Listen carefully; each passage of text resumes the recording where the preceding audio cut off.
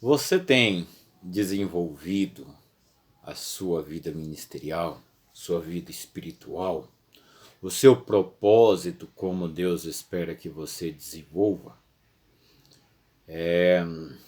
Então, acerca disso, eu quero começar uma série de estudos teológicos para que nós possamos entender melhor a palavra de Deus e com isso crescer na graça e no conhecimento do Senhor Jesus. Hoje nós vamos abordar aqui um assunto para que nós possamos ter um conhecimento mais específico acerca desse texto, desse tema, desse assunto, e que se encontra na Epístola de Paulo aos Efésios, de capítulo de número 4, versículo de número 11 ao versículo de número 13. Então, o versículo 11 vai dizer assim, ó: E ele designou alguns para apóstolos, outros para profetas, outros para evangelistas e outros para pastores e mestres, com o fim de preparar os santos para a obra do ministério, para que o corpo de Cristo seja edificado até que todos alcancemos a unidade da fé e do conhecimento do Filho de Deus e cheguemos à maturidade, atingindo a medida da plenitude de Cristo. Olha só, irmãos, então é isso. Esse é o texto que nós vamos trabalhar. E o que ocorre é o seguinte, que muitas pessoas, elas cometem alguns equívocos quanto ao seu chamado. E um chamado universal é o chamado de evangelizar. Esse é o chamado universal, é de você, aonde você for, você falar de Jesus, né? E fazer com que as pessoas desejem se tornar discípulos de Cristo, seus também, porque de certo modo você vai buscar aí um discipulado para aquela pessoa, um entendimento mais abrangente sobre Cristo.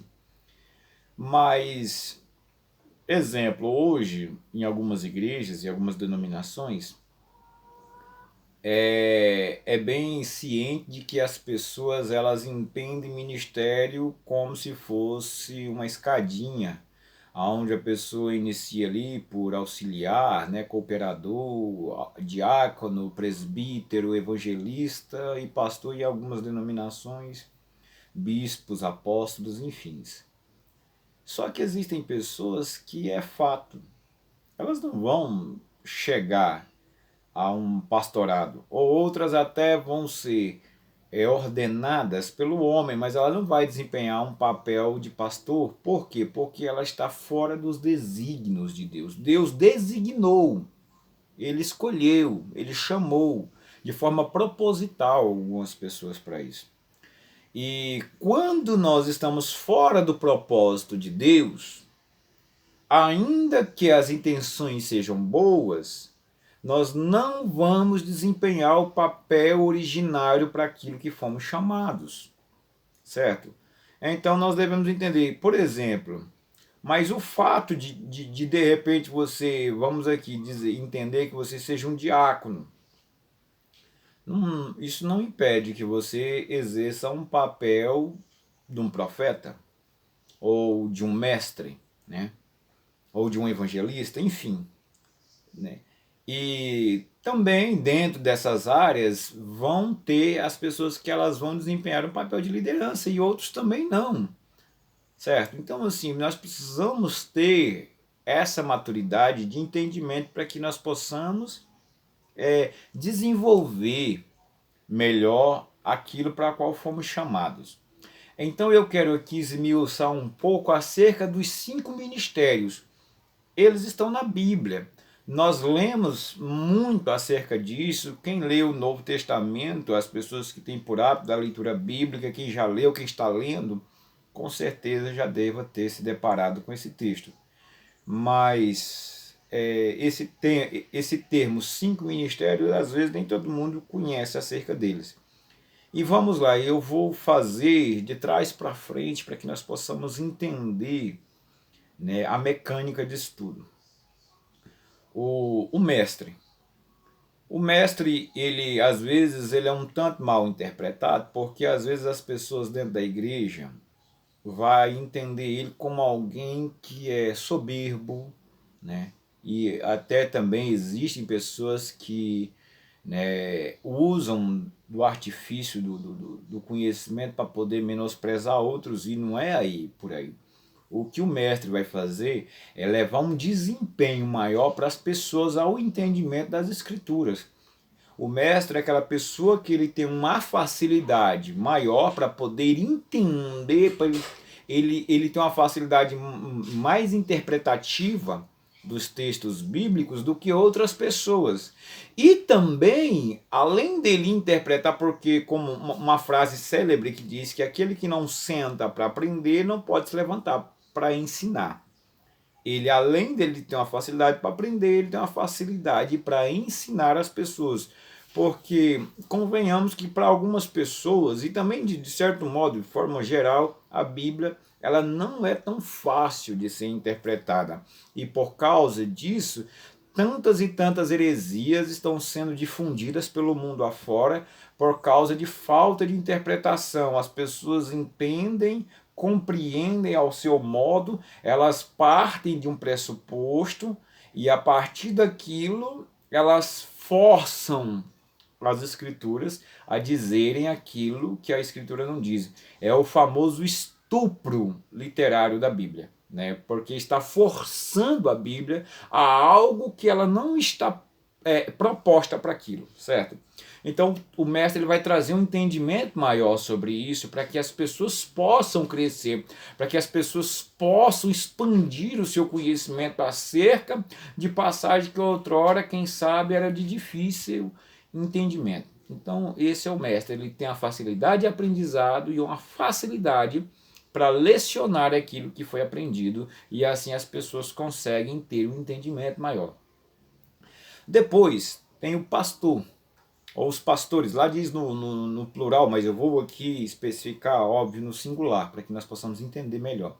O pastor, ele é aquela pessoa que ele tem um carisma, né? Ele tem uma facilidade de agregar pessoas em torno de si, as pessoas gostam de ouvi-lo, as pessoas têm uma facilidade de ter uma proximidade com ele, às vezes até mesmo de confessar certas coisas, o pastor às vezes se torna um confidente, ele se torna um advogado porque ele vai advogar causas, ele é um conselheiro, ele é aquele paizão, é aquela pessoa que ele tem um objetivo maior de cuidar das ovelhas, de sarar a ovelha, né? Aqui parafraseando e trazendo um entendimento dentro da ovelha para que nós possamos entender. Então, ele vai curar, ele vai sarar, ele vai fazer a manutenção da vida espiritual, de certo modo, da ovelha. Lógico que cada um de nós temos que fazer isso, mas às vezes com uma ajuda se torna mais fácil. E o pastor é esse, é o que vai, que ele dá falta, que no rebanho está faltando alguém, ele vai atrás, ele liga, ele busca, ele procura ajudar de certo modo a suprir uma necessidade, às vezes tanto física quanto espiritual, em uma outra área, no relacionamento emocional, enfim, ele é o cuidador. Esse é o papel do pastor, né? As pessoas tendem a estar ao redor dele, de certo modo também ele se torna a liderança da igreja, porque tudo está ao seu encargo dentro da igreja. Ele é o líder, é aquela pessoa, ele é o administrador, ele é o psicólogo, né? Ele é o contador, enfim, às vezes ele exerce vários papéis, né? Dentro do cargo eclesiástico de pastor. Aí temos ainda o evangelista. O evangelista, como já está dizendo, ele tem por finalidade evangelizar. Mas o evangelista, ele usa de vários atributos e dons para poder conseguir fazer isso. Ele usa aí de cruzadas. Hoje quase não se ouve falar mais em cruzadas, mas eu ainda peguei a época das cruzadas evangelísticas, e aonde as pessoas eram curadas, eram libertas, e a partir das manifestações do Espírito Santo, dos dons espirituais, as pessoas elas iam até Cristo, a mensagem ela é cristocêntrica, né? Então o evangelista é esse, é aquele que ele tem a facilidade de levar as pessoas a Cristo, né? Ele tem essa facilidade, ele tem toda uma mecânica espiritual para facilitar o acesso das pessoas, o entendimento que leva as pessoas a Cristo, né? Então, assim, existem pessoas que às vezes estão nos altares como pastor e até desempenham um papel, mas às vezes ele não está desempenhando um papel tão interessante porque ele é evangelista e não pastor. E ainda que em algumas igrejas, como eu disse aqui, tem-se o entendimento que o evangelista está num cargo eclesiástico abaixo do pastor, e isso não é verdade, né? Ele é tão importante quanto o pastor.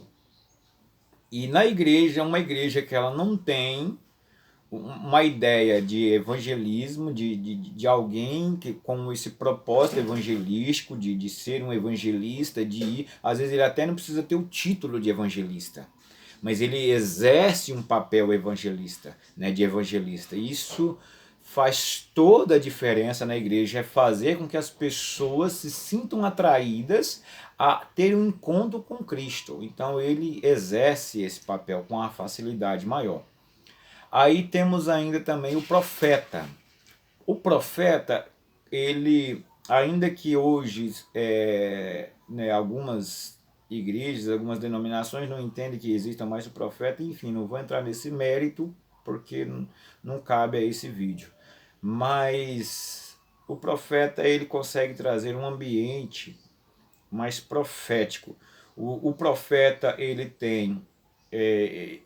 É como se ele sentisse uma necessidade maior de estar sozinho. Sozinho, quando digo, né, isolado às vezes de pessoas. Por quê? Porque ele tem uma necessidade maior de estar em um relacionamento com Deus para poder ouvir a voz de Deus. O profeta, às vezes, nas suas orações, ele tende muito mais a ouvir o direcionamento que Deus tem, né, do que mesmo falar. O profeta, ele tem uma certa repulsa ainda maior do que... Lógico que todos nós temos que ter repulsa ao pecado, eu não estou aqui jamais, em hipótese alguma, fazendo apologia ao pecado. Mas ele é aquele que ele é levantado para reprovar o pecado da igreja, né? Ele denuncia o pecado, ele tem a maior facilidade para isso, ele está mais em conexão com Deus do que outros ministérios. Não que os outros não estejam, mas eu digo conexão de conseguir conduzir a igreja a ouvir a voz de Deus. É como se o profeta ele conseguisse aproximar o céu da terra. Essa é uma das melhores colocações para o chamado de profeta, né? Então o profeta ele tem essas características. Ele, de certo modo, ele é uma voz audível de Deus na terra.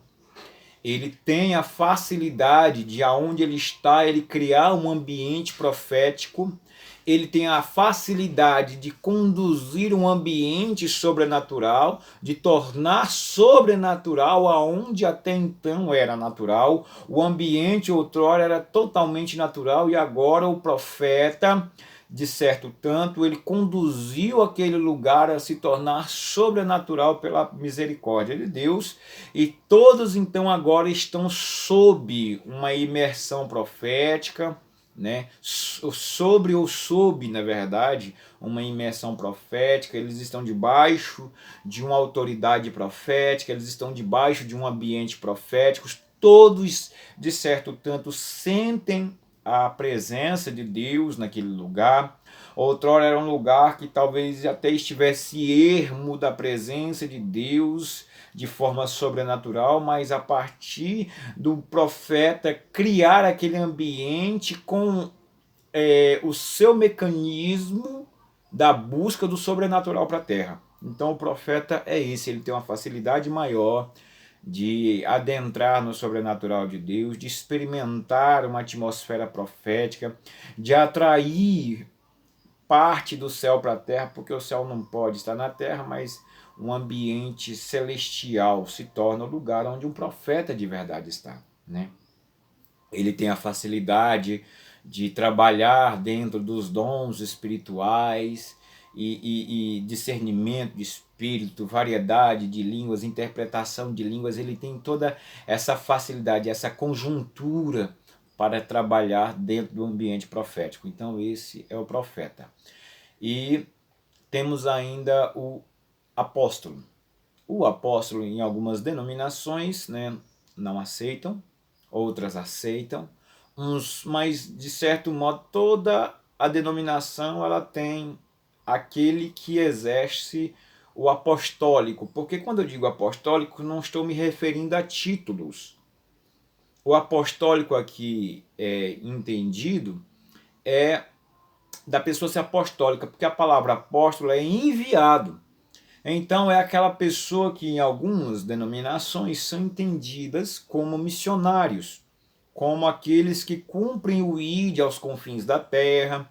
Eles saem às vezes do meio da sua parentela, eles saem até mesmo de dentro da sua nação, sai da sua nacionalidade para exercer um papel, um embaixador de Cristo em outra nação que talvez ainda não conheça. Ele é aquele que abre fronteiras, que amplia horizontes, né? Que fundamenta bases cristocêntricas aonde eles estejam. O apóstolo, de certo modo, é um empreendedor, porque quando eu digo empreendedor, empreendimento não é só empreendimento financeiro, empresarial, não. Empreendimento é tudo aquilo que é levado a primeiro modo, para agregar pessoas, para trazer pessoas, né, para isso. Então, assim, o apóstolo ele exerce esse papel dentro do reino, né? Ele vai, ele fundamenta bases aonde não havia, e às vezes depois que aquela igreja está ali alicerçada, aquele povo está restaurado, porque às vezes também já passou um obreiro para um determinado lugar que desestruturou tudo, e às vezes o missionário, né, o apostólico, o apóstolo, assim vamos entender, ele chega ali para reestruturar novamente o lugar e trazer com isso algo bom, trazer uma nova estrutura onde foi desalicerçado, ou então trazer um alicerce aonde não havia alicerce. Ele é aquele que ele abre espaço, ele rompe barreiras, ele rompe fronteiras, ele vai aonde muitos não vão, né? Muitos não têm coragem de ir, ou talvez não tenham chamado para aquilo, né? Ele é uma pessoa mais intrépida naquilo que ele faz. Então esse é o apóstolo. Mas tudo, em suma, é para o crescimento, né, do corpo de Cristo. Para o crescimento do corpo de Cristo, para que nós possamos ter maturidade. Porque quando fala-se em crescimento, não é só crescimento no sentido de número, porque você colocar milhares de pessoas em um determinado projeto, mas não colocar aquelas pessoas inseridas naquele projeto, de nada vale. Então, assim, então cada um exerce um papel diferente. O apóstolo vai, rompe fronteiras, o profeta traz as pessoas para o sobrenatural de Deus, o evangelista, ele conduz as pessoas sobre Cristo, e o pastor, ele cuida, né, ele exerce aquele papel de cuidado, e o mestre vai discipulando, vai trazendo conhecimento, vai aprofundando dentro das escrituras. Amém? Então está aí esse pequeno estudo sobre os 5 ministérios, que nós possamos desempenhar os 5 ministérios. Óbvio que existem pessoas que às vezes ele desempenha mais do que um ministério, talvez até possível os 5 ministérios uma pessoa pode desenvolver. Eu acredito que sim, Deus não é limitado, não podemos colocar Deus dentro de uma caixinha. Talvez em até certo momento nós transitemos aí dentro dos 5 ministérios, ou 1, ou 2, ou 3, ou enfim, né? mas existe sempre um desses ministérios que ele vai ser mais latente na sua vida.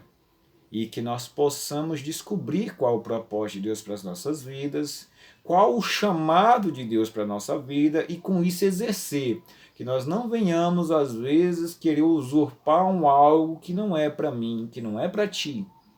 Que nós possamos nos posicionar, nos locar naquilo que Deus tem preparado para as nossas vidas, tá bom? Então, desde já, meu forte abraço e que Jesus nos abençoe no nome de Jesus. Amém.